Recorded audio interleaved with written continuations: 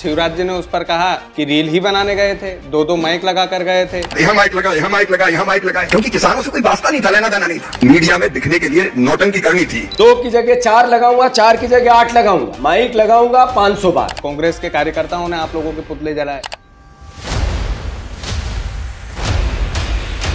अब बात करने गए थे सोयाबीन की, गेहूं का कट्टा लेकर पहुंच गए। तो सोच समझ कर बोला करो।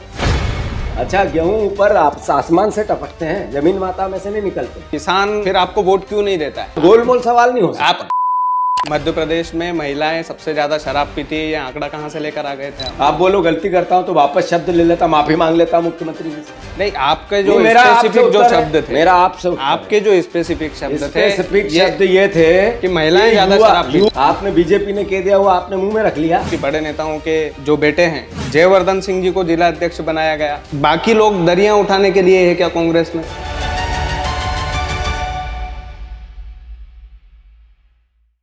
मध्य प्रदेश वासियों नमस्कार, मेरा नाम कृष्णपाल राठौर है। आप म्हारो मध्य प्रदेश का स्पेशल शो देख रहे हैं। आज के जो हमारे मेहमान हैं परिचय के मोहताज नहीं है, चेहरा देख लीजिए स्क्रीन पर। ये जो मेहमान हैं अभी संघर्षों में चल रहे हैं। नाम जीतू पटवारी है, प्यार से हम जीतू भैया बोलते हैं इनको। सबसे पहले जीतू भैया बहुत बहुत स्वागत आपका। धन्यवाद आपको। पहला सवाल यही है कि कांग्रेस अभी संकट में है और संकट मोचन बनने की जो जिम्मेदारी दी है कांग्रेस के आला कमान ने आपको, किस तरीके से निकाल पाएंगे? नहीं, पहले तो कांग्रेस संकट में है। किसी राजनीतिक उतार चढ़ाव समुद्र की लहरों जैसा होता है। जनता के बीच में राजनीतिक विचार, राजनीतिक कार्यकर्ता जाते हैं। जनता किसी को सत्ता देती है, किसी को विपक्ष देती है। दोनों का दायित्व देश की सेवा होता है। हमें दायित्व मिला है विपक्ष में रह के। ये जरूर है कि लंबा दायित्व हो गया है विपक्ष में रह के, ये एक चुनौती है। पर मैं मानता हूं कि पिछले 2 साल में कांग्रेस के एक कार्यकर्ता ने, कांग्रेस के एक नेता ने, हम सब ने मिलकर एक साथ सामूहिक नेतृत्व के साथ जो प्रयास किए हैं, आज भारतीय जनता पार्टी पिछले 6, 7, 8 महीने का आप पूरा सिनेरियो राजनीतिक देखोगे। हम एजेंडे सेट करते हैं, बीजेपी उस पर वॉक करती है। तो हम एजेंडे सेट करते हैं, यानी हमारा कोई ईगो नहीं है या अहंकार नहीं है या हम अपने आप में दम नहीं भर रहे हैं। हम जनता की बात करते हैं, बीजेपी को उत्तर देने पड़ते हैं। कांग्रेस पार्टी ने संगठन सृजन का कार्यक्रम चालू किया, जनता से पूछकर पूरे प्रोसेस बनाए जिससे कि पद किसको मिले उस पर भावना बनी, कौन ताकतवर है उस पर भावना बनी, और जनता के कार्यकर्ता के आम जन के हिसाब से कांग्रेस बनने लगी है, उसका सृजन होने लगा। नहीं, ये तो भैया उसमें पॉजिटिविटी, सकारात्मकता। पार्टी संकट में नहीं है। पार्टी 2028 में, 2027 में, 2029 में तीनों चुनाव जीतेगी, उसके लिए तैयार हो रही है। अच्छा, आपने बोला कि पूरी ईमानदारी से हमने जो जिला अध्यक्ष बनाए हैं पूरी ईमानदारी से बनाए हैं, उसमें भी आप पर चीटिंग का आरोप लगा है। चीटिंग का आरोप कि बड़े नेताओं के जो बेटे हैं उनको आपने जिला अध्यक्ष का पद दे दिया, जो पुराने कार्यकर्ता है उनको आपने जिला अध्यक्ष बना दिया। कई लोगों ने, कांग्रेस के कार्यकर्ताओं ने आप लोगों के पुतले जलाए। इस पर आप क्या कहेंगे कि पार्टी जोड़ने का समय था जब है, उस समय पार्टी टूट रही है आपकी, इसको आप कैसे साधेंगे? नहीं, मैं आपसे आग्रह कर रहा था, आपका सवाल वाजिब है और उत्तर देना मेरा दायित्व है। पहले आप गोलमोल बात कर रहे हैं, आप सवाल स्पेसिफिक पूछो कि आपके राजगढ़ में जयवर्धन सिंह जी को अध्यक्ष बनाया, बड़े नेता के बेटे थे। आप और स्पेसिफिक किसी व्यक्ति विशेष का पूछो कि आपने इसको क्यों बनाया, उसको क्यों बनाया, तो मेरे पास उत्तर है। नहीं तो ये सवाल करो, गोलमोल सवाल नहीं हो सकता। आप समझ ही गए तो उत्तर दीजिए उसका, क्यों बनाया? सवाल है बताओ, पूछो, मैं दूंगा। जयवर्धन सिंह जी को जिला अध्यक्ष बनाया गया, उधर से आप देखोगे तो आगर मालवा की राजनीति में सक्रिय थे और इंदौर ग्रामीण का जिला अध्यक्ष बना दिया गया। तो जीतू भैया, सवाल स्पष्ट है कि बाकी लोग दरियां उठाने के लिए है क्या कांग्रेस में? स्पष्ट सवाल है। बात यह है, हर व्यक्ति का एक जिम्मेवारी होती है, उसका प्रारब्ध होता है। पार्टी तय करती है कि वो किस काम के लिए सबसे सर्वाधिक, सबसे अत्यधिक योग्य है। राहुल गांधी जी ने, कांग्रेस पार्टी ने, खड़गे जी ने संगठन सृजन 10 राज्यों में कराया। एक राज्य केवल मध्य प्रदेश में नहीं कराया। 10 राज्यों में जब संगठन सृजन हुआ तो मध्य प्रदेश के कई नेताओं की भी ड्यूटी लगी दूसरे राज्यों में, इसलिए कि संगठन सृजन के काम को पूरी पार्टी ने मिलकर करना है। संगठन सृजन था क्या, है क्या, कैसे होगा? संगठन सृजन, जिले की परिस्थिति राजनीतिक क्या है, जिले की राजनीतिक कांग्रेस पार्टी की ताकत क्या है, जिले की बीजेपी की राजनीतिक ताकत क्या है, कास्टिक मिशन क्या है, इसके हिसाब से उस जिले को अगर हमें आगे के लिए तैयार करना है तो सबसे योग्य आदमी कौन है। तो कार्यकर्ताओं से पूछा गया कि सबसे ताकतवर आदमी कौन है जिसको जिले की सारी जिम्मेदारी सौंपी जाए, जिससे रिजल्ट परिणाम बेहतर निकले। तो एक सर्वे हुआ, सर्वे के आधार पर ये मैंने जो नाम्स बताए इनका एक आंकलन हुआ, फिर पर्यवेक्षक आए, फिर उसके आधार पर नाम्स बताए गए, लोगों से पूछा गया, फिर वो हुआ। आप मुझे ये बता सकते हैं कि इनको बना दिया, उनको बना दिया, उनको कोई भी गैर ताकतवर बना है किसी जिले में? जो उस जिले के योग्यतम लोगों में से एक था उसको मिला है या अयोग्य लोग को मिला, वो जिला बता दो आप। कुल मिला के कहने का अर्थ है ज्योतिरादित्य सिंधिया से हमें लड़ना है तो अल्टीमेटली हम जगह खाली नहीं कर सकते थे। इंदौर में बीजेपी से लड़ना है तो मैं अपने आप को बचा लूँ, ऐसा नहीं हो सकता है। मुझे प्रदेश की जिम्मेवारी दी, इंदौर के हालात राजनीतिक जैसे भी हैं उसको सबसे अच्छे बेहतर करने में मेरी जान लगनी चाहिए, मेरी ताकत लगनी चाहिए। मुख्यमंत्री का जिला है, मुख्यमंत्री से लड़ने के लिए सबसे बेहतर क्या हो सकता है, ये राहुल गांधी जी ने, कांग्रेस पार्टी ने तय किया और फिर जबरदस्ती नहीं की। जयवर्धन सिंह जी से राहुल गांधी जी ने बात की, जयवर्धन सिंह जी से राहुल गांधी जी ने पूछा कि जिले की इक्वेशन ऐसी है, प्रदेश की इक्वेशन ऐसी है, हम सबको मिलकर लड़ना है। मैंने जयवर्धन को कहा कि उनकी जरूरत मुझे है, प्रदेश में है, पर चूंकि राहुल जी की जयवर्धन जी की आपस में बात हुई और निर्णय हुआ, उसमें मैं इन्वॉल्व नहीं था। तो ये बार बार वो तो बीत गई बातें, जयवर्धन भी खुश हैं, जयवर्धन ने भी चुनौती हाथ में ली है। हम दोनों मिलकर प्रदेश की, देश की, कांग्रेस की राजनीति में मध्य प्रदेश में नंबर 1 कैसे बने पार्टी, इसके लिए प्रयास कर रहे हैं। जिन लोगों के ये सवाल है उन लोगों को समझ में आ गई है कि कांग्रेस अलग राह पे चल रही है। अच्छा। कांग्रेस एकजुटता पे चल रही है, उसमें न्यूसेंस नहीं ढूंढे जा सकते, इसमें एकजुटता, सकारात्मकता और जीत ढूंढी जा सकती है और वो मिलेगी। बिल्कुल, जीत या हार जनता के हाथ में है और आत्मविश्वास हमारे हाथ में है। नहीं, बिल्कुल आत्मविश्वास है और उस आत्मविश्वास के साथ आप लड़ भी रहे हैं। ये तो भैया मेरा एक स्पष्ट सवाल है कि वर्तमान की जो राजनीति है मध्य प्रदेश की, उस मध्य प्रदेश की राजनीति में एक बड़ी दिक्कत है। उधर से मुख्यमंत्री जी रील बनाते हैं, आप रील के माध्यम से मुख्यमंत्री जी का जवाब देते हैं, आप इधर से रील बनाते हैं, मुख्यमंत्री जी उधर से रील। तो ये जो रील की राजनीति है वो रियल में कन्वर्ट कब होगी? क्या होती है रियल की राजनीति, जरा मुझे संदर्भित बता। मतलब आप जैसे क्षेत्रीय लेवल पर काम कर रहे हैं तो जो मुद्दे बीजेपी भुनाती थी जब विपक्ष में थी, जैसे स्मृति ईरानी का हम उदाहरण लें, टंकी लेकर चौराहे पर बैठ गई थी, आप लोग क्षेत्रीय लेवल पर वो काम क्यों नहीं कर पा रहे हैं? क्या कारण है? क्या होता है, ये जो किसानों की आवाज़ है, 50 किलो का बोरा 1.5 किलोमीटर तक कंधे पर लेके चलना, ये किसानों की बात नहीं है, रियल नहीं है। ये रियल नहीं है कि कृषि मंत्री देश का, उससे आंख में आंख डाल के ये पूछा जाए कि मोदी गारंटी का क्या हुआ, क्या हुआ 3100 के धान का, क्या हुआ 2700 के गेहूं का, क्या हुआ 6000 की सोयाबीन का। आपने कहा मैं डबल इनकम करूंगा, मैं लाभ का धंधा बनाऊंगा। 97% किसान आज कर्ज में है, आत्महत्या कर रहे हैं। दोषी कौन है? शिवराज जी, आप हो या नहीं हो? उन कंधे पर अनाज लेकर उनसे पूछना, ये रियल नहीं होता है। इससे तो बेहतर और इससे अच्छा, इससे और सकारात्मक क्या हो सकता है, जरा मुझे आप बताएं, वो भी कर दूंगा। नहीं, उस पे सवाल ये नहीं है कि मैंने क्या किया, सवाल ये नहीं कि रील क्या बन रही है, सवाल ये कि रियल क्या है, सवाल ये मुद्दे क्या है और मुद्दों को पब्लिक की डोमेन में सरकार से कैसे पूछा जाता है। हमने बच्चों का 25 बच्चों की हत्या कर दी सरकार ने, हमने अपना दायित्व निभाया। CLP के नेता मैं, कमलनाथ जी, सारे, अभी दिग्विजय सिंह जी ने 3 दिन 4 दिन पहले अपनी बात कही। भारतीय जनता पार्टी कितनी हत्यारी एक तरह की सोच है कि उन्होंने 926 करोड़ रुपए उनसे लिए जिनकी दवाइयों से बच्चों की हत्या हुई, बच्चों की हत्या हुई, उस सिरप से बच्चों की हत्या हुई है, सरकारी हत्या। उन्हीं लोगों से दिग्विजय सिंह जी ने स्पष्ट किया, प्रमाण दिए कि 926 करोड़ रुपए चंदा ले लिया भारतीय जनता पार्टी ने। मतलब जहरीली दवा बेचने का चंदा लिया बीजेपी ने और बच्चों की हत्या कर दी।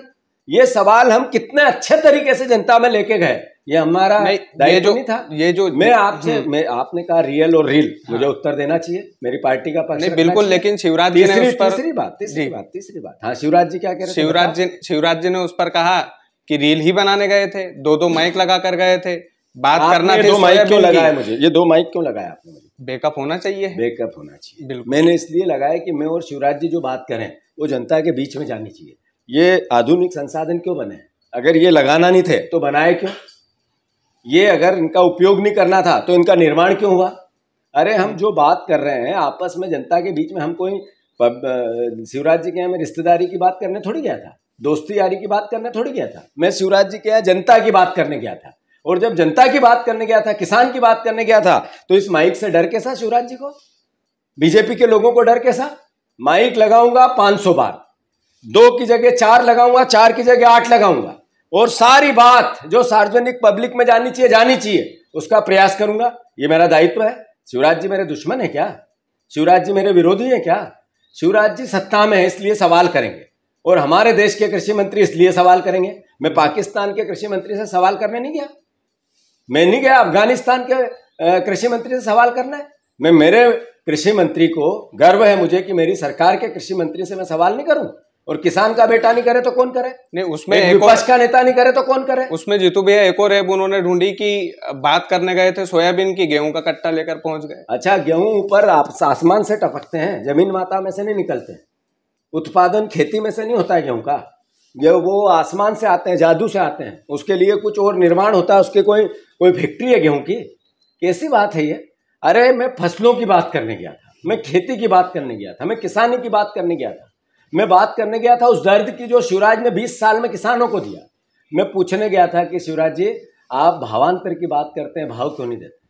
मैं पूछने गया था उनसे कि शिवराज जी आपने 20 साल से किसान के बेटों से झूठ बोला, कृपया करके उनको 20,000 रुपये पर बीघा की सहायता करो। मेरे कृषि मंत्री से आग्रह करने गया, उनके हाथ जोड़ने गया था, उनके पैर छू के उनसे याचना करने गया था। ये मेरा दायित्व है। आप किसानों की इतनी आवाज उठा रहे जीतू भैया, किसान फिर आपको वोट क्यों नहीं देता है? क्या कारण हो सकता है? अच्छा, मेरा किसान परिवार का अगर मुझे वोट नहीं देगा तो उसकी लड़ाई में नहीं लड़ूंगा। मेरा ये दायित्व तो भूल जाऊंगा, मैं उनसे बदला लूं कि आपने हमें वोट नहीं दिया तो हम आपकी बात नहीं करेंगे।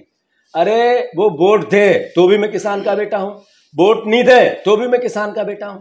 मैं उसके दर्द को नहीं जीऊंगा, उसकी भावना को नहीं व्यक्त करूंगा, उसकी लड़ाई नहीं लड़ूंगा, तो फिर किसान की बात कौन करेगा? कैसे होगी? उसके दर्द को जिएंगे कैसे? मैं केवल वोट की राजनीति के लिए ही किसान की बात करूं? कांग्रेस पार्टी वो पार्टी जिसने किसान की हमेशा से हर वक्त हर परिस्थिति में सहायता की। देश की आज़ादी से आज तक किसान को संबल बनाने के लिए हर प्रयास जो संभव थे वो किए। हम थे जिन्होंने 2 लाख रुपए तक का कृषि का ऋण कमलनाथ जी ने माफ किया।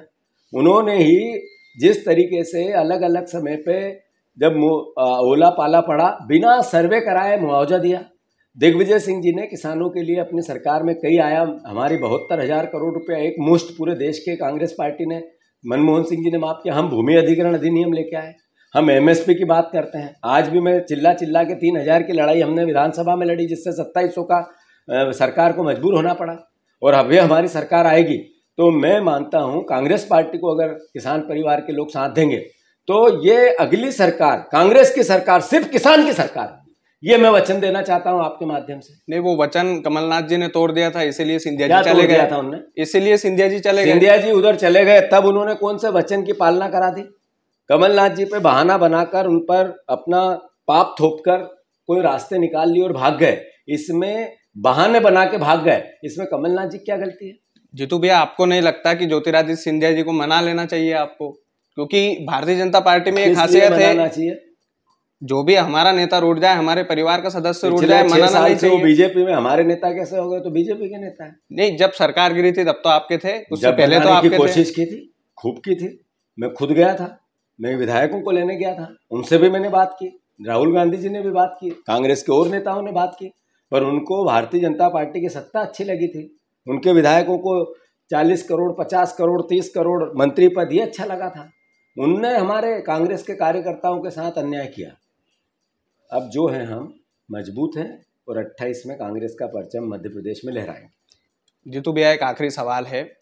वर्तमान की जो राजनीति है उससे इतर ये सवाल है, और ये सवाल मेरे दिल का सवाल है, मेरे मन का सवाल है। मैं पूछना चाहता था इस सवाल को कि जीतू भैया सारे काम अच्छे करते हैं, नो डाउट, लेकिन कई बार ऐसी भाषा शैली का उपयोग आप कर देते हैं जिससे आपका भी नुकसान होता है, पार्टी का भी आप नुकसान करवाते हो। विपक्ष में जो नेता की भूमिका होती है उसकी बड़ी जिम्मेदारी है, आप बड़े पद पर है, आपको लोग फॉलो करते हैं, तो सोच समझकर बोला करो।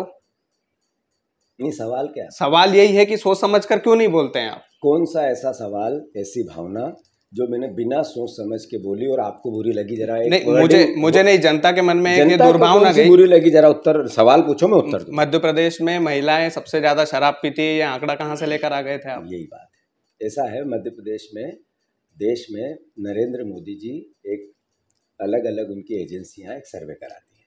सर्वे के आधार पर यह तय किया जाता है कि किस राज्य में कितने अल्कोहलिक लोग हैं। उसमें 7 राज्यों में 7वां नंबर मध्य प्रदेश का आता है। पहला राज्य मणिपुर, दूसरा उत्तरांचल, मतलब 5 राज्य उसमें उत्तर भारत के आते हैं जो छोटे छोटे राज्य हैं। 2 बड़े राज्य आते हैं, छत्तीसगढ़ और एक तेलंगाना। उसके बाद मध्य प्रदेश का नंबर आता है। जनसंख्या के आधार पर मध्य प्रदेश का है 9 करोड़ के आसपास जनसंख्या। हमारे इसके दूसरे नंबर का राज्य आता है जो सबसे बड़ा है, वो तेलंगाना आता है, जिसकी 2.5-3 करोड़ जनसंख्या है। इतना ही बड़ा छत्तीसगढ़ है। जनसंख्या का अगर डिवाइडेशन जनसंख्या में करेंगे, प्रतिशत का डिवाइडेशन जनसंख्या में करेंगे, तो हमारे प्रदेश में नशा बढ़ रहा है। और ये मैं दृढ़ता से कहता हूँ। बीजेपी ने अगर मेरे पुतले जला दिया तो मैं अपनी बात से इतर हो जाऊंगा, नहीं हुआ। हमारे को अगर विपक्ष का नेता ये चिंता नहीं करे कि अल्कोहलिक लोग ज़्यादा हो रहे हैं, 17,00,000 करोड़ रुपए का प्रावधान रखा गया है हमारी सरकार ने शराब से एकत्रित करने का। 17,000, देश का पहला राज्य है, तो ये 17,000 करोड़ का लक्ष्य शराब से रखा गया है। तो कौन पिएगा? वो हमारे बच्चे पिएंगे, हमारे युवा पिएंगे, हमारा ही परिवार पिएगा। मैं आपसे सवाल नहीं, मेरा सवाल मैं आपका उत्तर दूंगा, मैंने कहा था। बिल्कुल। तो जब 17,000 करोड़ रुपए की शराब से रेवेन्यू जनरेट करना है, तो मध्य प्रदेश में बेचना है, तो फिर ये शराब पी कौन रहा है?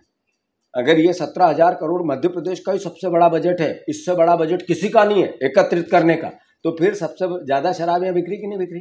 उसमें पुरुष भी पी रहे होंगे, हमारे परिवार के युवा भी पी रहे होंगे, जेंडर भी पी रहा होगा, प्लस माइनस हो सकता है। तो मैंने क्या गलत कह दिया?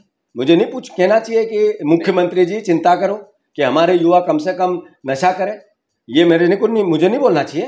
मुझे नहीं बोलना चाहिए कि हम सबको मिलकर नशे से मुक्त कराना प्रदेश को। गलती करता हूं मैं, आप बोलो गलती करता हूं तो वापस शब्द ले लेता, माफी मांग लेता मुख्यमंत्री जी से। नहीं, आपके जो स्पेसिफिक जो शब्द थे, मेरा आपसे आपके जो स्पेसिफिक शब्द थे, शब्द ये थे कि महिलाएं ज्यादा शराब पीती हैं। युवा, हमारे युवा प्लस माइनस पुरुष और महिला दोनों और राज्यों की तुलना में ज्यादा नशा करने लगे।